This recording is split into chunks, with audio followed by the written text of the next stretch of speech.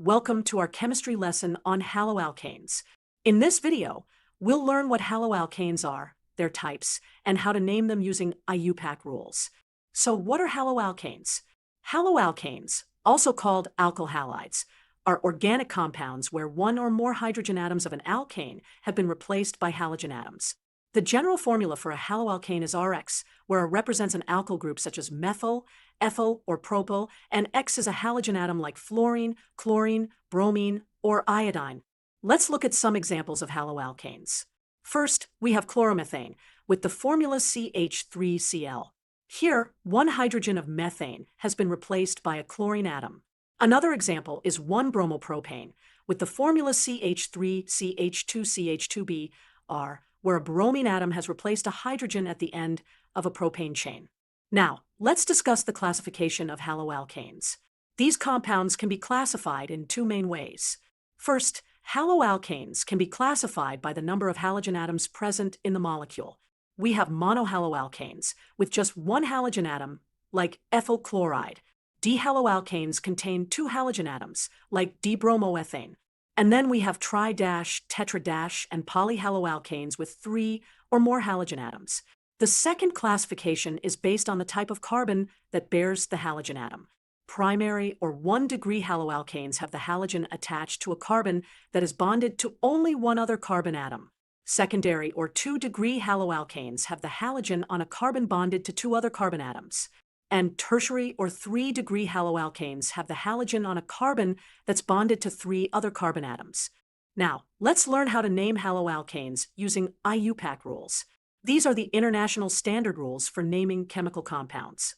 Here are the steps for naming haloalkanes using IUPAC nomenclature. Step 1. Identify the longest continuous carbon chain as the parent hydrocarbon. Step 2. Number the carbon chain from the end nearest to any substituent, whether it's a halogen or an alkyl group.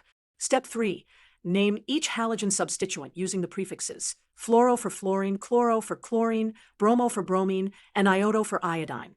Step 4. If more than one identical halogen is present, use prefixes like D-, tri-, or tetra to indicate their number. However, when alphabetizing, ignore these multiplicative prefixes. Step 5. List all substituents in alphabetical order, giving each one its locator number. Separate numbers by commas, and separate numbers from words with hyphens. Step 6. Combine everything into one name. Locators - substituent prefixes - parent alkane. Let's now practice the IUPAC naming rules with some examples.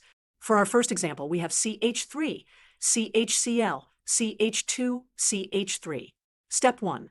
The parent hydrocarbon is butane because it has 4 carbon atoms. Step 2. We number the carbon chain and find that the chlorine is on carbon 2. Step 3.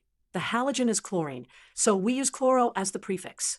Putting it all together, we get 2-chlorobutane. Let's try another example. CH3, C with Cl and B are substituents. CH2, CH3. Step 1. The parent chain is butane, 4 carbons. Step 2. The halogens are on carbon 2. Step 3. We have both bromo and chloro substituents. Step 4. Since B comes before C alphabetically, we list bromo first. The final name is 2-bromo, 2-chlorobutane. For alkanes are organic compounds where hydrogen atoms in alkanes are replaced by halogens. We can classify them based on the number of halogen atoms or by the type of carbon bearing the halogen. For naming haloalkanes using IUPAC rules, we identify the parent chain, number it, name the substituents, and combine everything into one name. This knowledge forms the foundation for understanding the properties and reactions of haloalkanes, which we'll explore in future lessons.